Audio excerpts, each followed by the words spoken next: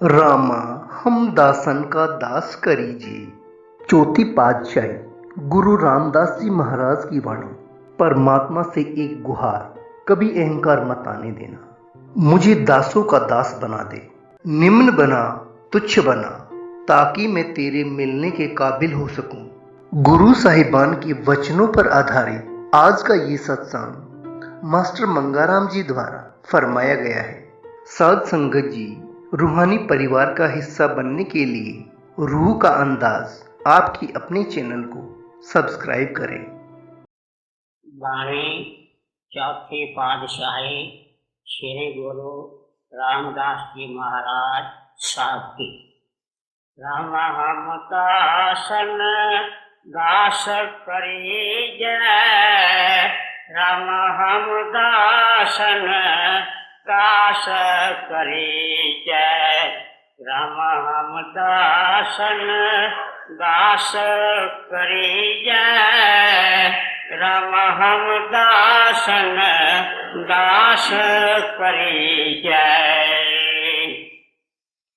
यह चौथी पातशाही श्री गुरु रामदास जी महाराज की वाणी है। आपके संबंध में हमने सुना है कि आप एक निर्धन परिवार के अंदर पैदा हुए थे, लेकिन आपकी खुशकिस्मती जिसने आपको गोविंदवाल पहुंचाया। गोविंदवाल के अंदर श्री गुरु अमरदास जी महाराज का डेरा था।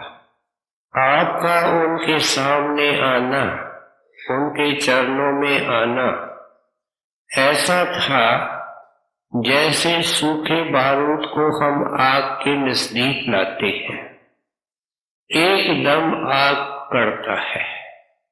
गुरु साहब का दर्शन करके, वचन सुन करके इतने घायल हो गए कि अंदर से सारे ख्याल निकल गए, आंखों से सब शक्लें उड़ करके चली गई। आप गुरु के आशिक बन गए, नाम की कमाई के आशिक। आपकी जिंदगी के दो प्रमुख काम रह गए। साथ संगत की सेवा। आपके लिए कहा जाता है कि आप सेवा के अथाह पुंज थे और आपने हर प्रकार की साथ संगत की सेवा की और रात भर जाग करके दाम की कमाई की। गुरुदेव की प्रसन्नता पाई।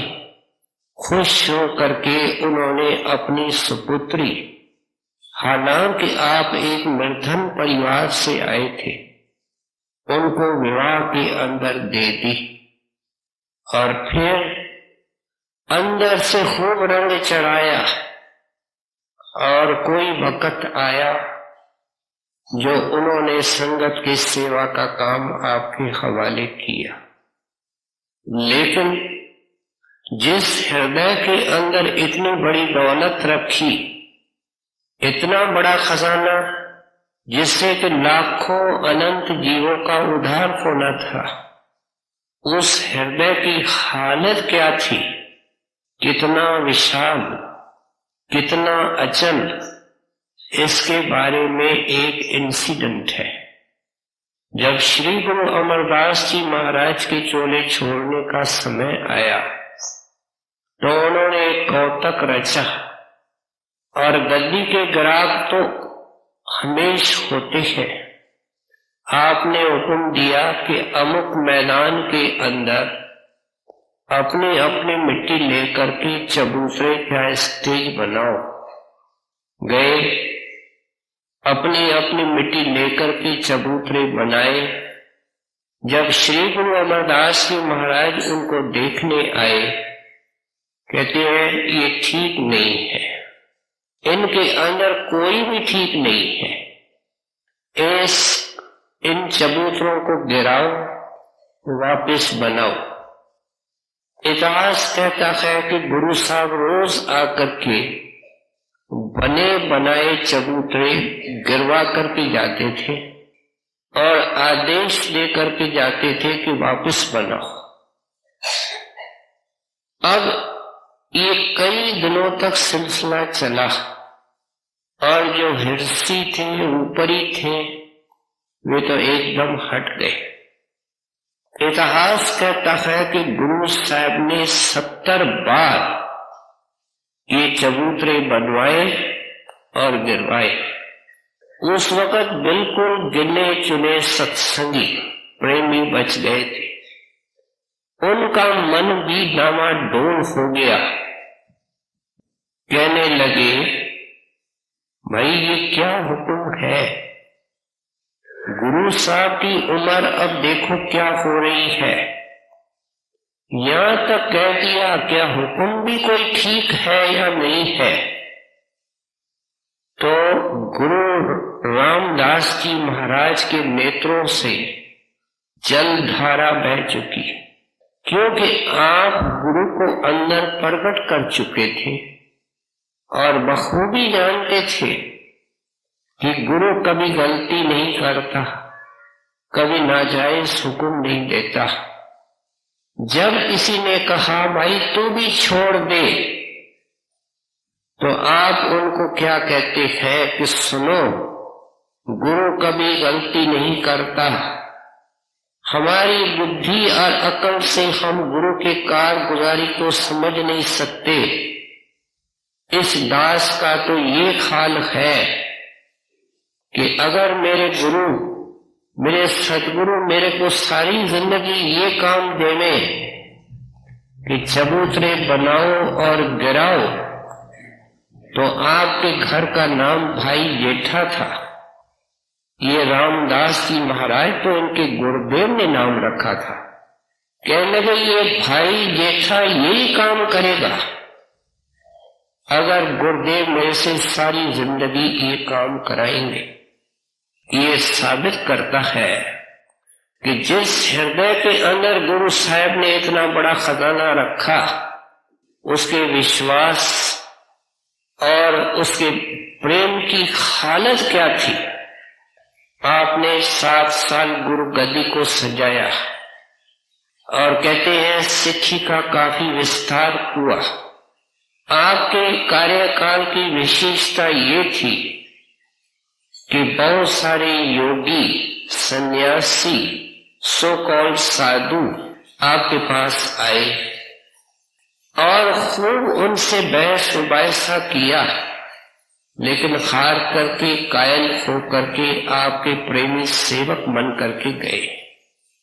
अब जिंदगी के अंदर जीवन की किश्तियों को पार किया, नाम के जहाज में बिठा करके मालिक के देश को पहुंचाया और ये कल्याणकारी वाणी आने वाली पीढ़ियां जो जनरेशंस हैं, उनके लिए इस भाव से छोड़ के गए हैं कि इंसान के अंदर परमात्मा का प्यार कुदरती है। कोई खोजी पड़े, कोई सच्चा जिज्ञासु पड़े, तो उसका मार्गदर्शन हो। और हमारे गाइडेंस के लिए आप देखें कि पहली कड़ी के अंदर कितना बड़ा हमको पाठ दे रहे हैं, सबक सिखा रहे हैं। आप फरमा रहे हैं, रामा हम दासन दास करीजे। संतों के बाणी के अंदर राम का जिक्र आता है और उनका इशारा कुल मालिक की तरफ है।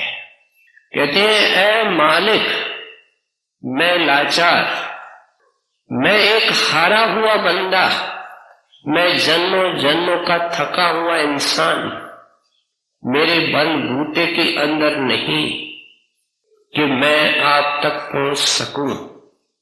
ऐ मालिक, अगर मेरी बुद्धि, मेरा अकल, मेरा यत्न कुछ मेरी मदद कर सकता तो जुग बीत गए, मैं कामयाब नहीं हुआ।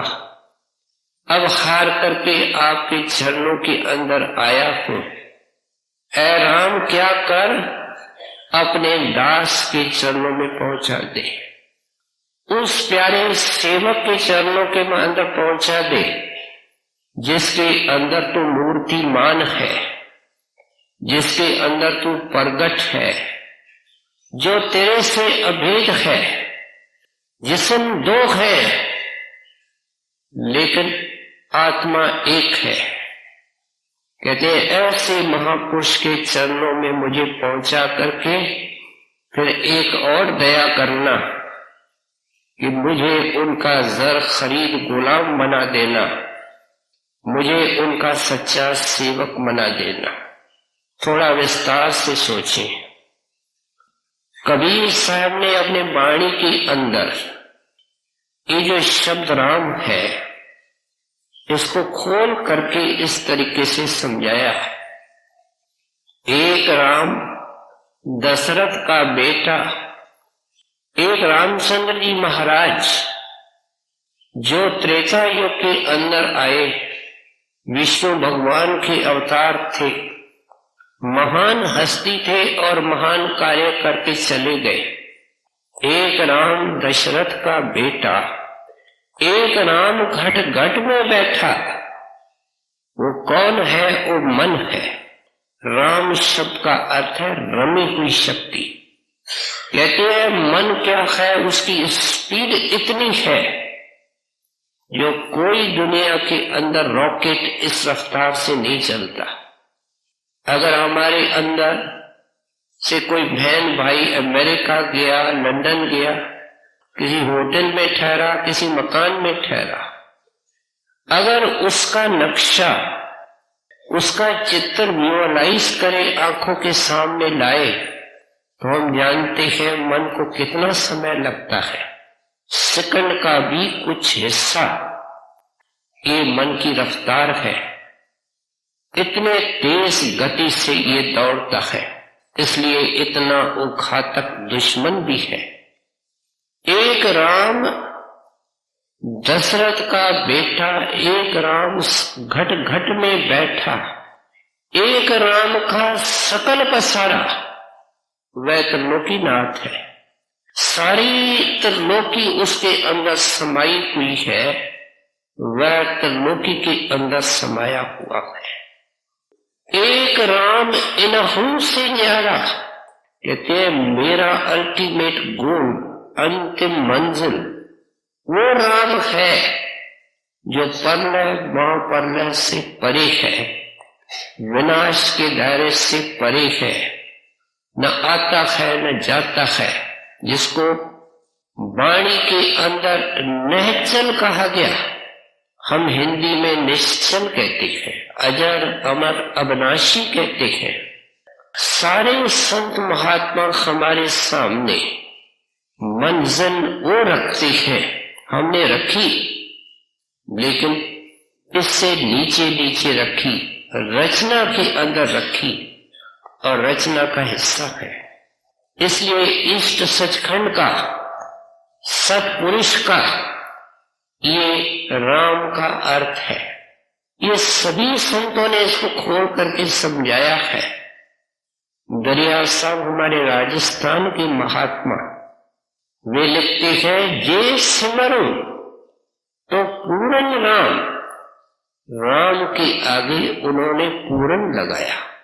कबीर साहब ने किसी और जगह लिखा, कह कबीर हमारा गोविंद, हमारा राम, चौथे पद में जाती जिंद। उसका निवास त्रिलोकी से परे चौथे पद में है। उस राम के आगे प्रार्थना कर रही है। ये अरदास का दोहा है और सिखाता है कि ऐ बंदा, तेरे अकल पर अफसोस कि तू इंसान बना। संतों ने ग्रंथ लिखे, सारी जिंदगी समझाया, तेरे जैसा कोई महामूर्ख नहीं। तुमने अरदास की तो फना और नाशवंत चीजों के लिए की, अनेक की, लाखों की, करोड़ों की, और सुन करके हैरानी होगी कि मालिक ने सब पूरी की। पूरा करने के लिए वापस दुनिया में भेजा। ये तेरी इच्छा, जाकर के पूरी कर। तुमने उस राम से राम नहीं मांगा, उस राम से उसका प्यारा दास और सेवक नहीं मांगा, कहते हैं ये तेरी भारी भूल है, सिखाना चाहते हैं। एक ऊंचा आदर्श हमारे आगे अरदास का रखना चाहते हैं। कहते हैं ऐ मालिक, गुरु साहब ने अपने 12 माह को इस तरीके से प्रारंभ किया, किरत कर्म के बिछड़े कर कृपा मेलू राम। ऐ कुल मालिक, हम अपने अथाह कर्मों का सागर है, उसको लांघ नहीं सकते हैं जब तक आप उसके पार प्रीतम हमारा राम हमारी उंगली पकड़ के हमारा उद्धार नहीं करेगा। कौन इस भयानक सागर को अकल बुद्धि और अपने जोर से पार करे, जब ऋषि मुनि इसके अंदर डुबकियां खाते गए। इसलिए वाणी की गहराई के अंदर जो अभ्यासी डुबकी लगाता है उसको रतन मिलते हैं, पढ़ने वाले बहुत हैं। कहते हैं रामा हम दासन दास करी। ऐ मालिक, अगर आपकी ये परम दया हो कि मुझे उस अपने प्यारे के पास पहुंचाओ जो आपका स्वरूप है। हम सुनते हैं कि संत सतगुरु शब्द और मालिक ये एक ही हीरे के 3 पहलू है। हीरा एक है, शक्ति एक है। इसलिए अगर मुझे ऐसे महापुरुष के चरणों में पहुंचाओ, हम कहते हैं हम गुरु के सेवक हैं। माफ करना, हम सेवक बनने वाले हैं, हम सेवक नहीं हैं।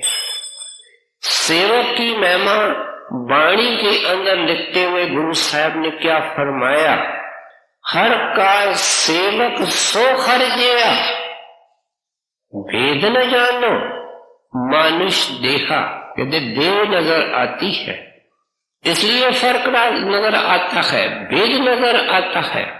अंदर में एक भेद है, अंदर में 2 नहीं है। ये सेवक है।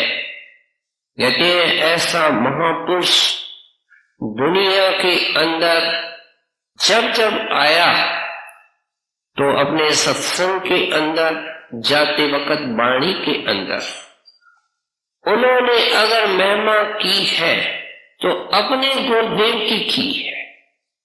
और अपने लिए क्या लिखा है कि मैं तो नीच कर्मा हूं, दास हूं, तुच्छ अदना सेवादार हूं।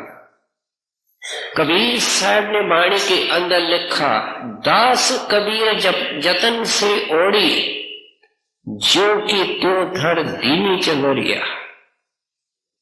साईं सत संतोख दे, भाव भक्ति विश्वास। दादू साहब कहते हैं सदक सबूरी साच दे, मांगे दादू दास। नानक दास ये सुख मांगे, मोको कर संतन की थोड़ी।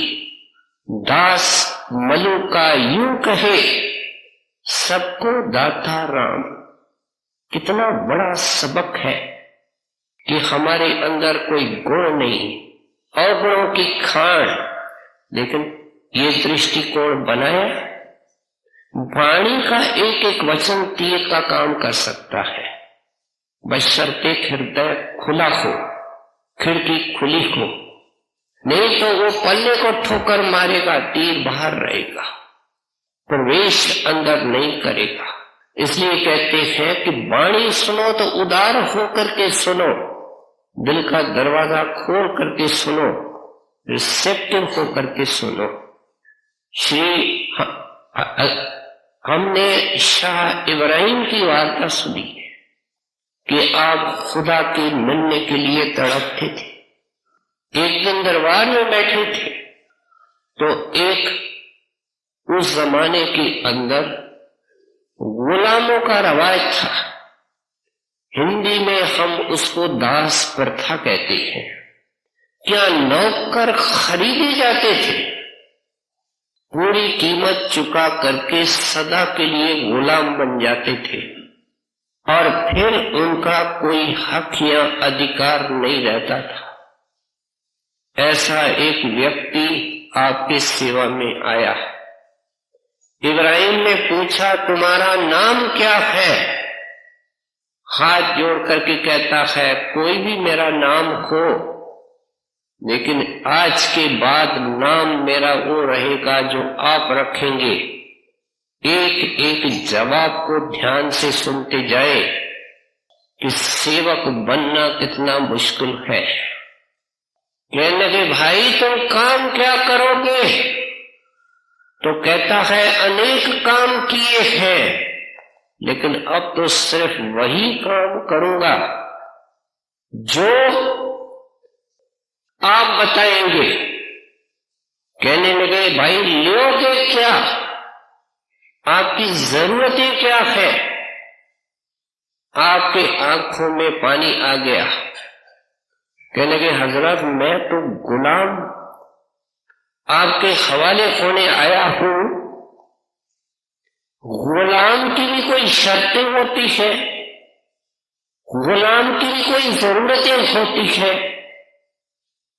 इनके जवाब सुनकर के शाह इब्राहिम ने उसको रख लिया, लेकिन इन जवाबों ने बादशाह को इतना हिला दिया कि एकदम उठ करके अपने बेडरूम में चला गया, खूब रोया और अरदास करता है कि ऐ खुदावंद, इस व्यक्ति को आपने मेरे पास किसी प्लान से भेजा है, मेरे को सबक सिखाने के लिए। सही है, अगर आज तक आप मुझे नहीं मिले हैं, दुरुस्त है कि मैं आपके चरणों में पहुंच नहीं पाया हूं। इस आदमी ने मुझे सबक सिखाया है कि आपके चरणों में पहुंचने का क्या तरीका है। रोटी कपड़े के खातिर ये बंदा सब कुछ मेरे हवाले करने के लिए तैयार है। मैं उस अटल बादशाही को चाहता हूं, अटल सुहाग को चाहता हूं, जो आपके चरणों के अंदर बैठ करके मिलता है। ऐ खुदाबंद, मैंने तो कुछ भी आपके हवाले नहीं किया। ऐसे वारदात हुए जिसने बादशाह इब्राहिम को दरवेश इब्राहिम बनाया। इसलिए आप अरदास करते हैं कि ऐ मालिक, हम अज्ञानी, मूर्ख और अंधे जीव जन्मों जन्मों से झोली फैलाते आए और हमने फना और नाशवंत चीजें मांगी, आपसे आपको नहीं मांगा।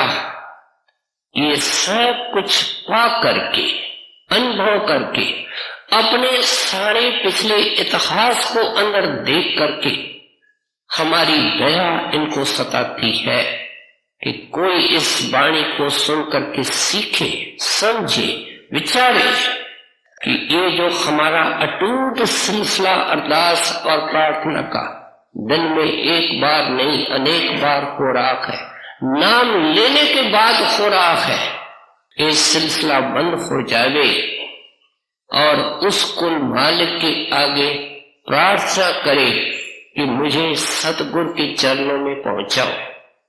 साफ जाहिर है कि ये कोई गुजरा हुआ महात्मा नहीं हो सकता। जब हम वाणी सुने तो उदारता से सुने। ये गुजरे हुए महात्मा मानो वो पूर्ण दर्जे के थे। उनको बालक ने किसी वक्त किसी खास काम से दुनिया में भेजा था और जो जो जीव उनके हवाले किए थे, अपनी भेड़ों के झुंड को इकट्ठा करके वो भेड़ों सहित, आत्माओं सहित उस मालिक के अंदर लीन हो गए। आपको जिंदगी के अंदर कहां से मिला? श्री गुरु अमरदास जी महापुरुष के दयालुता से और कृपा से मिला। श्री गुरु अमरदास जी महाराज को कहां से मिला? श्री गुरु अंगद साहिब से मिला और उनको भरपूर करने वाले श्री गुरु नानक देव जी थे। क्या हम सबक नहीं सीखते हैं? गुजरे की टेक लेने से कोई फायदा नहीं है। वक़्त गुरु के अंदर सारे महात्मा पिछले आ जाते हैं। गुरु के पूजा में सबकी पूजा, संतों की वाणी साफ सुथरी है। हमारे समझ के अंदर, हमारे रास्ते के अंदर रूढ़ियां हैं, हमारे थिंकिंग में नुक्स है, हमारे समझने में नुक्स है। संतों की वाणी की शिक्षा तो सीधी है। इसलिए कहते हैं, ऐ मालिक, जब मैं उनके चरणों में पहुंचूं, पहुंचाएंगे आप, मेरे ताकत से परे है। तो फिर मेरी हस्ती नहीं रहने देना, मेरी हस्ती को खत्म कर देना। हस्ती को खत्म करने का अर्थ क्या है? हम जानते हैं किसान लोग खेती के अंदर बीज डालते हैं और जो दाना बीज के रूप में खेत में गिरता है वो नष्ट होता है और फिर उन्हें अनेक दाने लगते हैं। इसलिए कहते हैं, मेरी हस्ती को फना कर देना, मेरे को उसके विशाल हस्ती के अंदर जगह देना, उसमें समा देना। ऐ मालिक, मेरे ऊपर कृपा करना। अगर एक कड़ी गुरु साहब की वाणी की हमारे हृदय के अंदर बैठ जाए, सारी जिंदगी बदल सकती है। हम सुनने के आशिक हैं, विचारने के योग, विचारने की हमारी आदत नहीं। अगर विचारते भी है तो वो क्षण भंगुर होता है, करने की कोशिश नहीं करते। आपको हम आगे सुनने की कोशिश करें। राम हम दासन, राम हम दासन, दास करे जय। राम हम दासन, दास करे जय। जब लग सास होए मन अंता, साधु दौड़ पवित्र।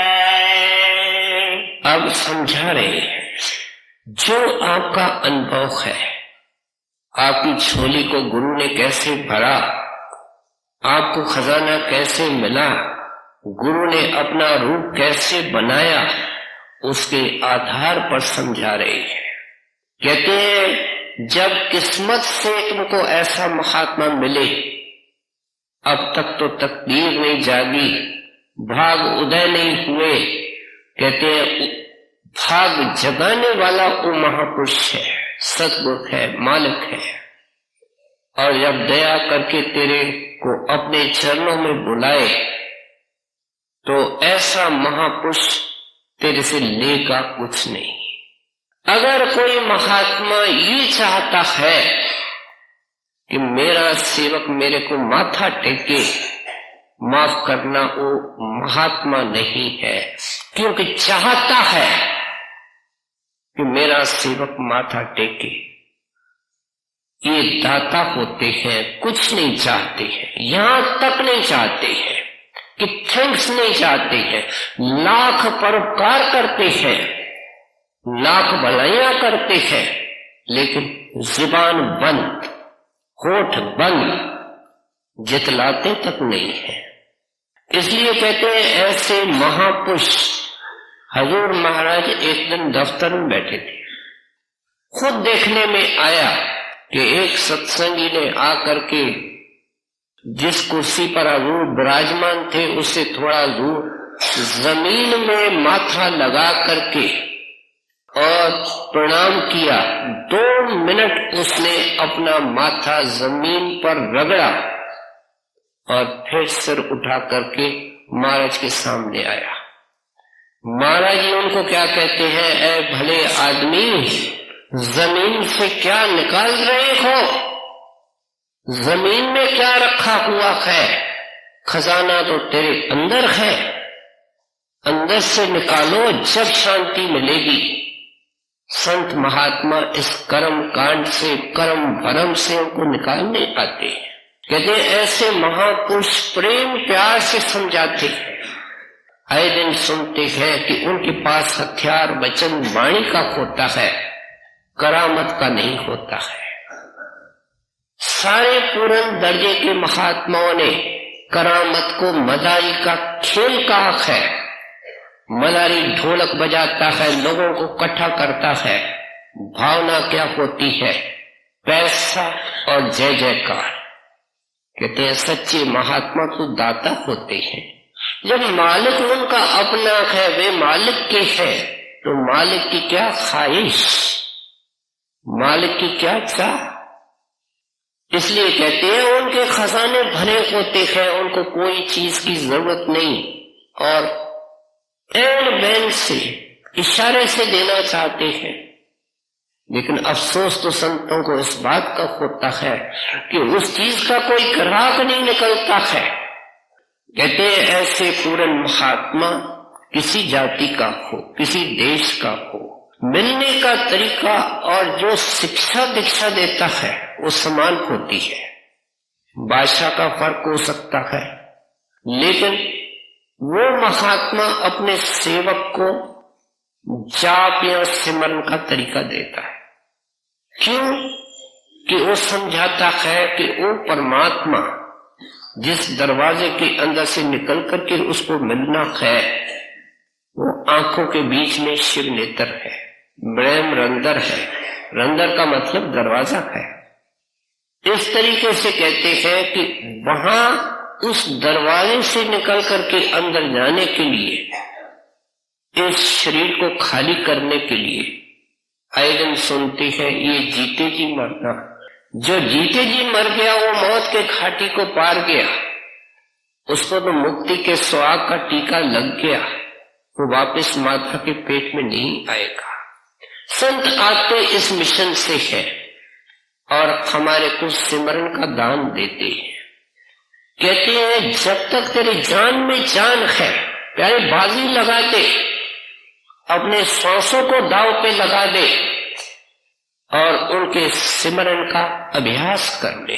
हर वक्त, हर वेले, हर समय उनके नाम की कमाई कर।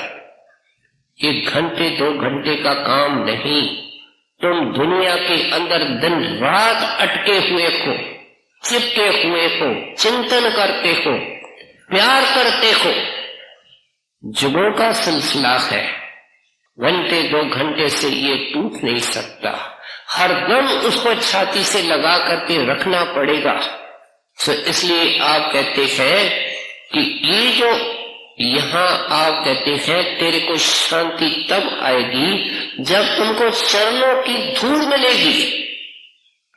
तुलसी साहब से किसी ने पूछा कि महाराज, गुरुदेव का रूप अंदर में पहले नूरानी है, आप ही समझाते हैं, उसके बाद शब्द है और अल्टीमेटली वो मालिक रूप है, लेकिन ये काम कैसे हो?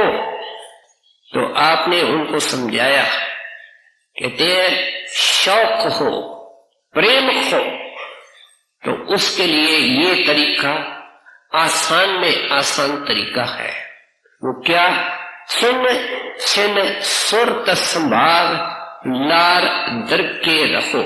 सेकंड सेकंड में ख्याल आंखों के बीच में रखो। अब कोई सवाल करेगा कि ये हो सकता है? जब हो सकता है तब तो इतने बड़े महापुरुष कहते हैं। ये कोई असंभव कथाएं सुनाने नहीं आते हैं, लेकिन कहते हैं कैसे होगा? जब हम यहाँ ख्याल टिकाने की कोशिश करते हैं तो मन भाग जाता है। घंटे के बाद पता चलता है कि 58 मिनट तो मन बाहर ही बाहर रखा, इस मरकज में, इस केंद्र में रखा ही नहीं। कहते हैं उसको वापस लाना है, उसको वापस सिमरन के अंदर लगाना है। ये जिंदगी भर का संघर्ष और अभ्यास है। छिन छिन सुरत संभाल लार दर के रखो। कामयाब कैसे होगा? तेरी शिकायत का जवाब क्यों नहीं होता है? उसका जवाब तन मन दर्पण मांझ साज सूरत से कहो। कहते हैं तुमने तन को बहुत गंदा किया कर्म के ऊपर कर्म करके, लेकिन अब बस, नाम मिलने के बाद बस, अब इस शरीर को गंदा मत करो। इसके अंदर शराब, कबाब या चोरी ठगी का लुकमा खाना नहीं, पर स्त्री पर पुरुष को छूना नहीं, पराये धन को छूना नहीं, लेकिन जो पाप करके आए हैं, हाथों पैरों से सेवा करनी, गुरु का दर्शन करके आंखों के पाप धोने, उनका ध्यान करके मन के स्लेट को साफ करना, तन मन दर्पण मांझ, कहते हैं आईने के ऊपर परत लगी हुई है। इन दिनों में पानी पड़ रहा है, वातावरण के अंदर मॉइस्चर होता है, आईने में शक्ल नहीं नजर आती है। अगर किसी आईने को आप साल 2 साल 10 साल 20 साल छोड़ो, शक्ल बिल्कुल नजर नहीं आती है। इस आईने को हमने जगहों तक नहीं साफ किया है, कहते हैं इसको मांझो। हमारी कुछ बहनें ऐसी शौकीन होती है कि बर्तन को मांझती है और ऐसा बर्तन को चमका देती है कि उसके अंदर आदमी शक्ल देख सकता है। कहते हैं इस तरह अपने मन के आईने को चमकाओ, वो मालिक उस दर्पण में नजर आएगा। तन मन दर्पण मांझ, साज सूरत से कहो। कहते हैं तुम गंदगी को लेकर के चलते हो, क्षमा का श्रृंगार करो, वैराग का श्रृंगार करो, संतोष का श्रृंगार करो। ये कहता है मेरा वो सब कीचड़ का एक थैला है। कहते हैं खजाना ये है कि संतोषी बनो, क्षमावान बनो, धीरजवान बनो। ये गहने पहनने हैं। बहनों भाइयों को सिखा रहे कि हार श्रृंगार के सामान से झूठे हैं। ये श्रृंगार है आत्मा का, जो उस मालिक को मंजूर है। और कहते हैं लगन लगे लखवार, सार्थक पाया अड़ेखा तुलसी, संत चरण की धूल नूर दर्शाया। कहते हैं जब इस शरीर के सीमाओं को 9 द्वारों को पार करके ऊपर जाओगे, बहुत कठिन काम है। संत महात्मा इसको चींटी चाल कहते हैं। चींटी दीवार पे चढ़ती है, कितनी निबल कितनी मजबूत, लेकिन चींटी के अंदर एक विशेषता बताई गई है जो शायद किसी कीड़े पंछी वगैरह में है ही नहीं। तो क्या है, लगे रहना, छोड़ेगी नहीं। 100 बार गिरेगी, फिर 101 बार फिर चढ़ेगी, और कोई वक्त आता है छत पर चढ़ जाती है। इसलिए संतों ने चींटी की मिसाल दी है कि लगे रहोगे संग में गुण के, सहज सहज शायद मन मान। निराश होने का ये मार्ग नहीं है, क्योंकि आशाओं का बख्शिश करने वाला वो साहिब अंदर बैठा है। सो इसलिए कहते हैं किसी वक्त चढ़ जाओगे, अगर इसको छोड़ोगे नहीं, लगे रहोगे। कहते हैं जब इसको आंखों के मरकज को पार करके अंदर जाओगे तो सूरज चांद सितारे नजर आते हैं। इस्लाम के झंडे पर एक आधा चांद है और सितारे हैं। किसी मुसलमान से पूछो वो आपको बताएगा नहीं, लेकिन पैगंबर साहब अपने ग्रंथों में लिख करके गए कि जब मैं अंदर गया तो मैंने सूरज चांद सितारे को पार किया, और उन्होंने इस्लाम कहा। इस्लाम का अर्थ है शांति, पीस, और झंडे की निशानी हो रखी। लेकिन हम मूर्ख लोग समझ नहीं पाते हैं कि ये दरवेश और ये फकीर कहते क्या है। कहते हैं जब सूरज चांद सितारे को पार करके ऊपर जाएगा तो तेरे को अंदर में गुरु का स्वरूप मिलेगा, और वो रेडियंट होता है, तू देख करके हैरान हो जाता है। एक प्रेमी महाराज जी के साथ उठता बैठता था, अभ्यास भी करता था, लेकिन जिंदगी में पर्दा नहीं खुला। अंत समय जब महाराज जी उनको लेने आए, वो दंग रह गया। महाराज जी को कहते हैं महाराज जी आप ऐसे होते हैं। उस वक्त ये सत्संगी बहुत पछताता है, बहुत रोता है कि मैं कैसे और क्यों भट्ठी के अंदर बैठा था। कितना सतगुरु ने कहा कि पहाड़ के ऊपर चढ़ो, इस भट्ठी से बचो, लेकिन मैंने परवाह तक नहीं की, मैंने सुना तक नहीं। तो महाराज जी उनको कहते हैं ये तो कुछ भी नहीं है, ऊपर चलो और देखो क्या देखने को मिलता है। तो इसलिए कहते हैं अंदर जो वो रेडिएंट फॉर्म पैदा होता है, जो सबको दीक्षित करता है, वो अंदर नूरानी रूप में पैदा होता है और नूर का भंडार होता है, नूर का सागर होता है। उनके एक एक नाखून से लाखों सूर्यों का प्रकाश निकलता है। हमारे अजमेर के चिश्ती साहब फरमाते हैं कि मेरे मुर्शिद जब अंदर प्रकट हुए तो उनका प्रकाश ऐसा था जिसके आगे लाखों सूरज, लाखों चंद्रमा शर्मिंदा होकर के डूब गए। ये केवल किसी खास महात्मा का उपदेश नहीं है, सबका ये अनुभव है। कहते हैं अड़े खां तुलसी संत चरण की नूर दूर दर्शाया, इन शर्तों को पूरा करेगा। श्वास श्वास में अपने ख्याल को आंखों के बीच में टिकाएगा, अपने इखलाक को ऊंचा करेगा, आचरण को ऊंचा करेगा, नजर को निर्मल करेगा और हृदय को साफ रखेगा और डट करके मन से लड़ाई करके नाम की कमाई करेगा। अंदर बैठने की जगह मिलेगी और उनको देख करके तू निखाल हो जाएगा। उसको संतों महात्माओं ने चरणों की धूड़ कहा है, क्योंकि जो उनके चरणों से प्रकाश निकलता है उस प्रकाश का नाम चरणों की धूड़ है, वो कोई मिट्टी नहीं है। नानक दास ये सुख मांगे, मोको कर संतन की धूड़ी। ये चोटी का महात्मा मानव के धूड़ में ले लिखा, जब से चरणों में लगा एकता है। इसका को बताते हैं, अपने के अंदर सुनते हैं, सांस सांस सिमरो गोविंद। उन्होंने तो कोई छुट्टी नहीं दी है। हम तो पता नहीं कितने बेपरवाह हैं, कितने अलबेले हैं कि हमने नाम को एक रस्म समझा है। सत्संग तक पहुंचना मुश्किल, सेवा को हाथ लगाना मुश्किल। इस चीज को कौन लेवे? ये तो जान की बाजी लगा करके लेने वाली चीज है। ये तो हस्ती को मिटाने वाले को मिटा करके ये पाने की चीज है। कहते इस तरीके से मैंने पाया है। प्यारे सत्संगी बहन भाई, तू भी इस तरीके से पा सकता है। जब लग सास हुए मन अंतर, साधु तोड़ पविजय।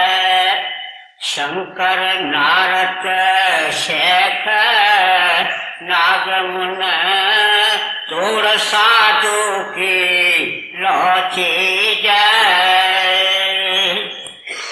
पवन पवन पवित्र हुए सब,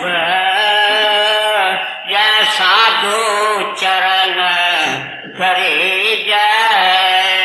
अब कई तरह के हमारे अंदर जो भ्रम पड़े हुए हैं उनसे निकालने की वाणी कोशिश करती है। कहते हैं लोग तीर्थों के तरफ दौड़ते हैं, कई तरह के मंदिर है, पवित्र स्थान है, वहां जाते हैं, पहाड़ों के चोटियों पर है, गुफाओं के अंदर है, पता नहीं कहां कहां लोग जाकर के इकट्ठे होते हैं, लेकिन मनोकामना संसार की ले जाते हैं। कोई विरला होगा जो भगवान को मिलने के लिए जाता होगा, उसको समझाने की कोशिश करते हैं। प्यारे जरा हमारी बात सुन, हजारों साल बीत गए, लोग उन तीर्थों में जा रहे हैं, मंदिरों में जा रहे हैं, लेकिन तुमने कभी अपने आप से सवाल किया कि उस स्थान का महत्व क्यों है? अजीब अकल के साहिब हो, बेअख्तियार तेरे कदम चलते हैं, पैसे खर्च करते हो, कभी तुम खड़े होकर के ये सवाल नहीं पूछते हो कि हरिद्वार का महत्व क्या है, गया का और द्वारका का महत्व क्या है, अमरनाथ को क्यों एक पवित्र स्थान माना जाता है? क्यों नहीं पूछते हो, क्यों नहीं खोज करते हो? संतों ने तो साफ खोल करके समझाया। कहते हैं किसी न किसी वक्त कोई साधु बैठा, महापुरुष बैठा, उसने सत्संग किया, जीवों को चिताया, चला गया, हम लकीर के फकीर बन गए। और महात्मा चला गया उस स्थान के साथ चिपके हुए। हमारे पुराणों के अंदर बड़ी दिल को छेड़ने वाली बातें आती है। और पार्वती एक बार किसी पहाड़ी से जा रही थी, सुनसान सी पहाड़ी थी, और शिव जी भगवान वहां खड़े हो गए। आपने नेत्र बंद किए, आपके आंखों से बेअख्तियार आंसू बहने लगे। पार्वती कहती है, महाराज, न कोई इंसान है, न कोई हैवान है, न कोई मंदिर है, न कोई तीर्थ है, इसका इस बात का क्या रहस्य है? तो शिवजी महाराज कहते हैं कि ऐ पार्वती, तेरे पास वो आंख नहीं, तेरे पास वो अनुभव नहीं। 2000 साल पहले इस स्थान पर एक महापुरुष कमाई वाला शब्द स्वरूपी महात्मा बैठा था। उसने जीवों का उद्धार किया था। ये जगह इतनी पुनीत और पवित्र है कि इसको लांघना, इसका उल्लंघन करना मेरे को चुभता है। जिनकी आंख खुली हुई है वे इन स्थानों की कदर जानते हैं, और कदर जान करके उसके पास पहुंचते हैं, उस महापुरुष के चरणों में जाने की कोशिश करते हैं, जिसके कारण इस धरती का, उन मंदिरों का प्रताप है। सा धरत भई हरियाली, जहां मेरा सतगुरु बैठा आए, ये इस गुरबाणी का वचन है। कहती है, मैं उस धरती को नमस्कार करता हूं जहां मेरा गुरुदेव बैठा है, क्योंकि कल्याण करने वाले वो महापुरुष है। कहते हैं, क्यों नहीं अकल का, बुद्धि का सहारा लेकर के इतनी बात समझने की कोशिश करो कि धरती का महात्म नहीं है, पानी का महात्म नहीं है, मंदिर का महात्म नहीं है, महात्म तो उस महापुरुष का है जिसके याद में वो मंदिर बना है, तीर्थ के अंदर लोग इकट्ठे होते हैं। तो उल्टा ही काम कर रहा है, जहां वो जीवों का उद्धार कर रहा है, मालिक के हुक्म से संत मत का प्रचार, शब्द का प्रचार कर रहा है, उसको ढूंढ बाल करके उनके पास पहुंचने की कोशिश नहीं करता, उसकी खोज बाहर ही बाहर करने की कोशिश कर रहा।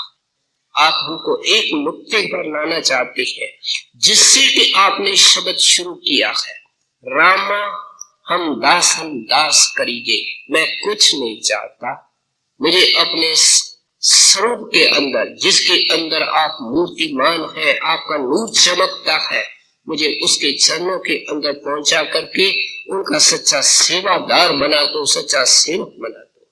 पवन पवन पवित्र होए सब, जय साधु चरण गरी जय, सज लाज अहंकार सब कजिए, मिल साधु संग रही जय। अब देखिए कितनी सिस्टमेटिक वाणी है। ख्याल आता है कि हम मनुष्य बने, इन संतों की वाणी भी मौजूद, ग्रंथ पोथियां शास्त्र भी मौजूद, हमको सुनने का मौका भी मिला, लेकिन फिर क्यों नहीं ऐसे महापुरुष के चरणों में गए जो उस वक्त जीवों का उद्धार कर रहा था। गुरु साहब कहते हैं, रुकावट एक नहीं अनेक रुकावट। कहते हैं, मान का और अहंकार का एक दीवार होती है, पहाड़ हो।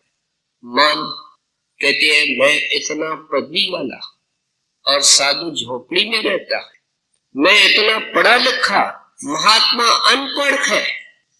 आपने इतिहास को गहराई से देखा होगा कि जितने विद्वान थे उन्होंने कम से कम फायदा संतों से लिया। इसलिए तो स्वामी जी महाराज ने लिखा, ऐ विद्या तू बड़ी अविद्या, विद्या को अविद्या कहते हैं, संतन की तू कदर न जानी। इन विद्वानों ने तो संतों की कोई कदर समझी नहीं, बल्कि इनको तकलीफें देते रहे। क्राइस्ट को सब तकलीफें देने वाले पादरी लोग और प्रीस्ट लोग, प्रीस्ट साहब को सता लेते थे, पढ़ और पढ़ते थे। इसलिए आप समझाते हैं कि इस अहंकार ने तेरे अंदर, रास्ते के अंदर रुकावट खड़ी की है। पैसे का अहंकार, गुमान और गरुड़ लेकर के बैठता है। आगे जगह नहीं मिली, साधु ने कुछ पूछा नहीं, बात नहीं की। जब उनके कोठी में गए, चाय हमको नहीं मिली, कुर्सी नहीं मिली। कहते इन चीजों ने तेरे को अलग कर, ये तो मिट्टी बनने वाला मार्ग, हस्ती को खत्म करने वाला मार्ग आपने बार बार समझाया, और तुम बने रहना चाहते हो। ये चीजें तो मन को इन्फ्लिक्ट करती है। आपका विशेष इशारा है कि रुकावट जाति पाति की है। मैं इतना बड़ा ब्राह्मण गुरु, मैं जीवों को उद्धार करने का ठेका लेकर मैं इस दलित जाति के साधु के पास जाऊं। देखो उस प्रभु का कैसा एक अजीब विधानक है कि जितने चोटी के महात्मा हुए उन्होंने जानबूझ करके ओछी और दलित जातियों के अंदर भेजे। कबीर साहब गिलाहा था, रविदास चमार था। आप देखो एक एक महात्मा की हिस्ट्री। क्राइस्ट कारपेंटर था। हम देखें उस परमात्मा ने हमको सिखाने के लिए क्या तरीका अपनाया, लेकिन हमने तो सीखने से ही इनकार किया। राजा पीपा की वार्ता हमने सुनी है। पहले लोक लाज थी और रविदास महाराज की महिमा सुनी, लेकिन रुकावट लोक लाज थी। जिस वक्त शहर में कोई नहीं था, मेले में गए थे, चुपचाप गए और रविदास जी महाराज ने खुश होकर के जूतों का पानी कहा, राजन पियो। लेकिन राजा के समझ में नहीं आया। कुर्ते के अंदर बहा दिया और वो कुर्ता धोबी के लड़की के पास गया। उसने निशान निकालने के लिए उस कुर्ते को चूसा तो उसके अंदर के कपाट खुल गए। जब राजा को इस चीज का पता लगा, पीपा को, तो उसके छक्के छूट गए। और फिर इस दास क्या कहता है कि वो राजा पीपा खुली बाजारों के अंदर लोग खड़े थे, दौड़ता हुआ रविदास के पास जाता है और कहता क्या जाता है, खड्डे में पड़े ऐसी लोक लाज जो मुझे अमृत से वंचित कर दिया। कहता है महाराज मुझे अमृत दीजिए, दोबारा देंगे। लेकिन उस वक्त की मौज अलग थी। अब तुमको नाम देते हैं, नाम की कमाई करोगे तो देंगे। और रविदास ने दिया और राजा पीपा को महात्मा पीपा बनाया। और पीपा साहब की वाणी भी ग्रंथ साहिब के अंदर है। कहते हैं इस लोक लाज ने तेरे रास्ते को रोका है। महाराज जी ने एक सत्संगी को नाम दान दिया। बंबई के अंदर उस वक्त कोई विशेष सत्संग सेंटर वगैरह नहीं था, बहुत पुरानी बात है। अब ये जाति वाले मिलकर के इकट्ठे होकर के कहते हैं ये आदमी तो लकीर को पार कर गया। एक अजनबी पंजाब में रहता है, कोई गुरु उसकी शरण ले ली है, अपने जात से बाहर चला गया। हम इसका बिल्कुल बहिष्कार करते हैं और उनको कह दिया न हम तेरे पास किसी रस्म में आएंगे, न अपने पास बुलाएंगे।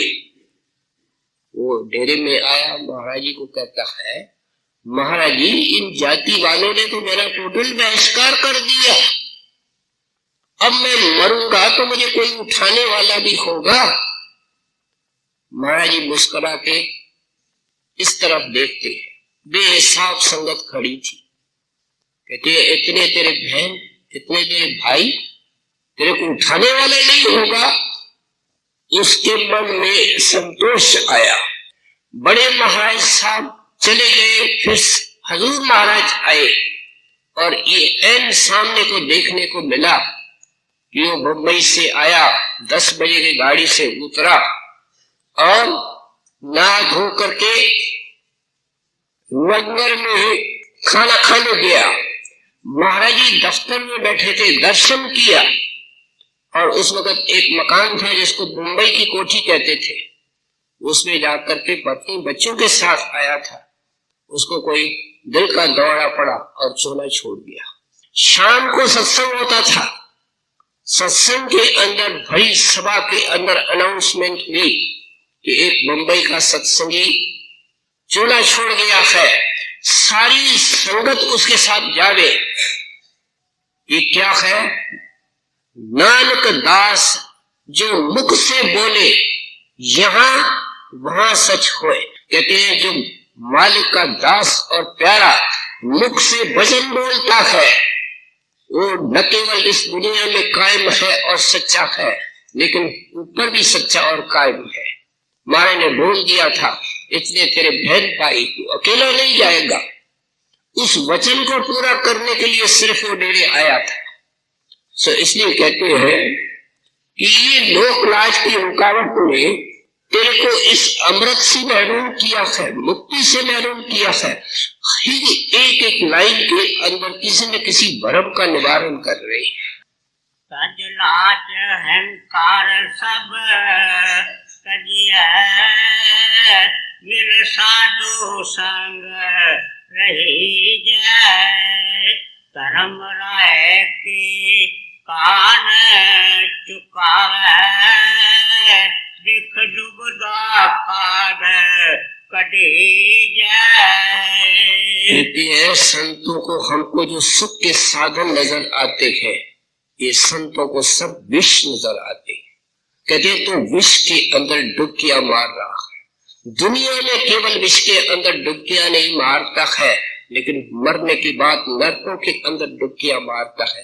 कहते हैं एक लाइन में प्यारे ये तेरा इतिहास है, अब गुरु मिला है, अब तेरे को नाम मिला है।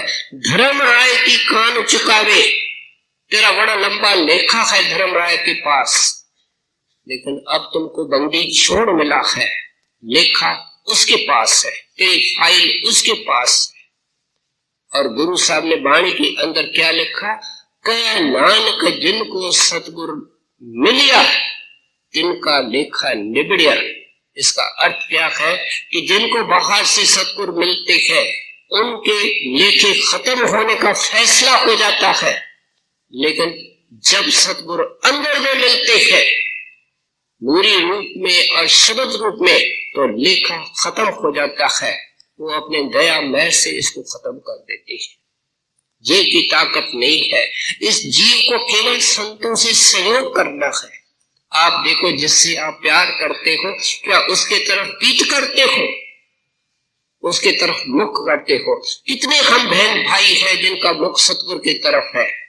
अगर सतगुरु की तरफ मुख हो तो ये मनमुक्ता काहे की, संगत के अंदर मन मोटाव काहे का, ये बड़ा सेवादार है, ये ऐसा है, ये घर में ऐसा है, समाज में ऐसा है। जिसका मुख सतगुरु की तरफ है, वो सारे गुण जो सतगुरु के अंदर होते हैं वो उसके अंदर आते हैं, जो उसके तरफ देखता और निहारता है और उसको अपने जिंदगी का लक्ष्य मान करके मार्ग को तय करता है।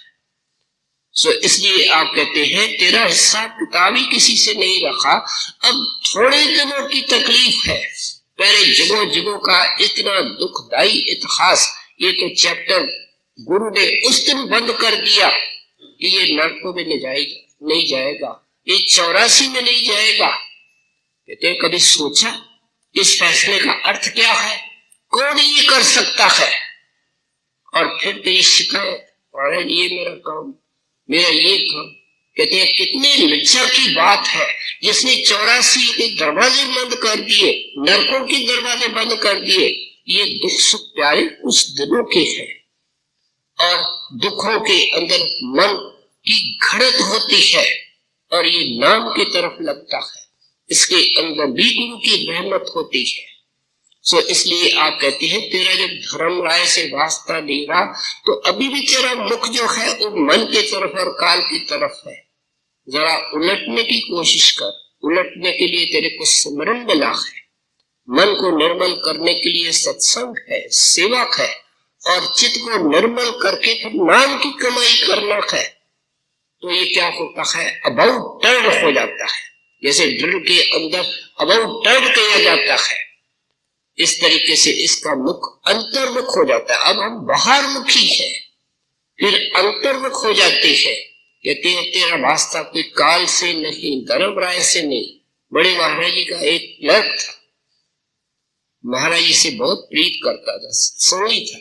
महाराज जी रिटायर होकर के डेरे में आए, वो कहीं से उसका एक्सीडेंट हो गया, बिस्तर में पड़ गया।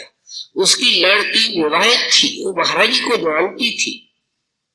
आई डेरे में, कहते हैं हजूर मेरे पिता को खड़ा कर दो ना, आपके लिए क्या बड़ी बात है। महाराज जी खामोश रहे। कहते हैं महाराज दया करो उसको खड़ा कर दो। महाराज जी खामोश रहे। कहते हैं देखो बेटा, बाबा जी के मौज के ऊपर छोड़। जब लड़की वापस वहां पहुंची तो महाराज जी का वो जो स्लैब था उसकी तैयारी थी।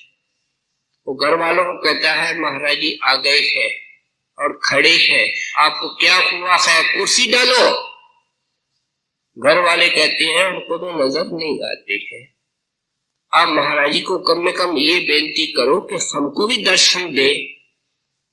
सारा राय साहब मुंशीराम ने रूहानी डायरी के अंदर ये वार्ता ऐसे अंकित की गई है जैसे आपके सेवा में अर्ज की जा रही है।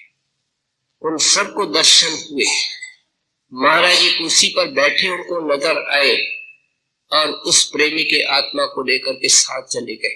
कहते ये तेरा अधिकार और तेरा ख्याल कहाँ है, तेरे सोचने के तरीके क्या है, क्या तू इस चीज के लायक है, क्यों नहीं लायक बनने की कोशिश करता है। इस भावना से ये वाणी हमको सुना रहे हैं और ये वाणी लिख करके गए हैं कि इन सुनने वालों का, इन पढ़ने वालों का ख्याल ऊंचा हो और ऊंचा बन करके ही ऊंचे परमात्मा से मिल सकते हैं। धर्म राय की कान चुकावे, बिख डुबदा पाद कढ़ी जाए। भरम सुखे बो उब सुख कैया, मिल साधु संग हरि जाए। कहते मैं कोई कथा नहीं सुनाता, आप हिस्ट्री को पढ़ो। बहुत सारे लोग अधम आए, कहते जन्मों जन्मों के सूखे हुए साधु की संगत में आकर के हरे हो गए, निहाल हो गए। हम जानते हैं रत्नाकर डाकू, आज उसको वाल्मीकि ऋषि कहते हैं। अगर कोई उस वाल्मीकि ऋषि को रत्नाकर कहे तो दूसरा इसको बुरा मानता है, जबकि उनका नाम सचमुच रत्नाकर था और डाकू था। लेकिन किसने बदला?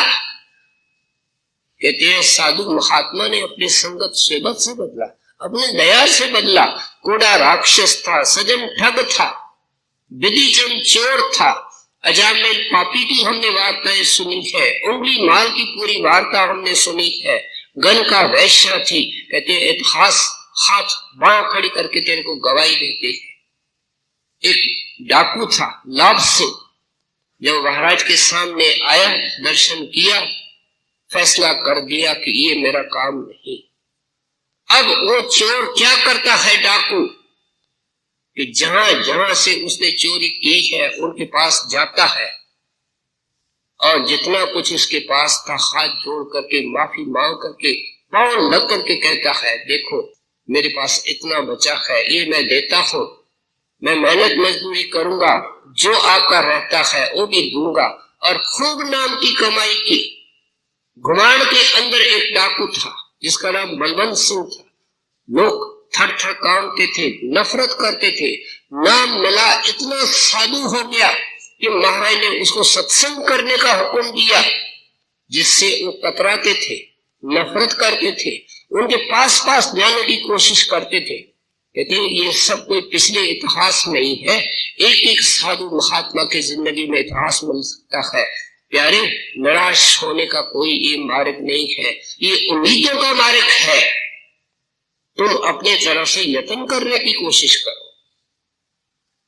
परम सुख उब सुख कैया, मिल साधु संग हरि जाए। तात बिलम पल किलन की जाए, जाय साधु चरण लगी जाए। राम नाम कीर्तन रतन वथ, हर साधु पास रखी जाए। जो बचन गुर सत सत कर मान, तिस आगे काढ़ धरी जाए। संतो सुन सुनो जन भाई गुर काटी बहा कुकी जय ये आत्म को सुख सुख नित लोड़ो ता सतगुर शरण पवी जय जे वड पाग होए अत निका ता गुरमत नाम दृढ़ी जय सब माया मोह विखम जग करिए सहजे हर रस की जय माया माया के जोद काई विच माया पचे पची जय अज्ञान अंधेर महापंथ बिखड़ा अहंकार भार रद ली जय नानक राम रम रम रम राम ते गत की जय नानक राम रम रम राम ते गत की जय। अब समय के ख्याल से हमने ये एक साथ कड़ियां सुन ली।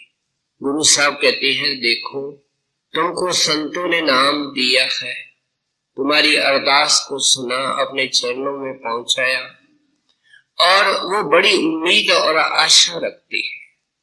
कहते हैं कि तुम्हारे सामने देखो कतरे आकाश से गिरते हैं, इन दिनों में वर्षा होती है, लेकिन अपनी अपनी तकदीर लेकर के आसमान से उतरते हैं। आसमान वही है, भेजने वाला भी वही है, लेकिन कतरे की तकदीर अलग अलग होती है। जो कचरा मिट्टी के अंदर गिरता है वो मिट्टी बन जाता है, लेकिन कोई ऐसा कतरा होता है जो मांस के अंदर गिरता है, उसका बंसी लोचन बन जाता है। अगर केले के अंदर गिरता है तो उसका कपूर बन जाता है।